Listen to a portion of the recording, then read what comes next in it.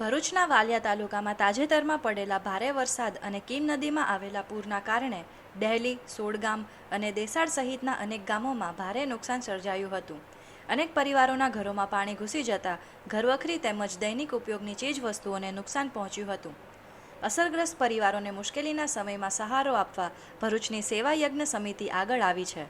સમિતિ દ્વારા વિવિધ દાતાઓના સહયોગથી જીવન જરૂરિયાતની ચીજવસ્તુઓ ધરાવતી રાહત કીટ તૈયાર કરવામાં આવી છે, જેનું ટૂંક સમયમાં અસરગ્રસ્ત પરિવારોમાં વિતરણ કરવામાં આવશે. સેવા યજ્ઞ સમિતિ સંચાલકોના જણાવ્યા મુજબ માનવ સેવાના ઉદ્દેશ સાથે જરૂરિયાતમંદ પરિવારો સુધી સમયસર રાહત પહોંચે તે માટે આ કામગીરી હાથ ધરવામાં આવી છે. સમાજના દાતાઓના સહયોગથી આવી સેવાકીય પ્રવૃત્તિઓ આગામી દિવસોમાં પણ યથાવત રાખવામાં આવશે.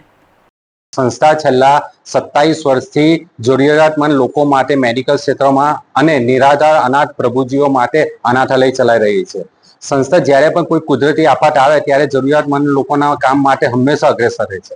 હાલમાં ખૂબ જ વરસાદ પડવાને કારણે ઘણી જગ્યાએ પૂરગ્રસ્ત સ્થિતિ બની છે. તેમાં ખાસ વાલિયા જિલ્લાના દેસાડ, ડેલી બધા ગામોમાં પાણી ઘણા જ ઘરોમાં ભરાઈ ગયા છે અને ઘણાના ઘરોમાંથી ટોટલી સામાન જતો રહ્યો છે.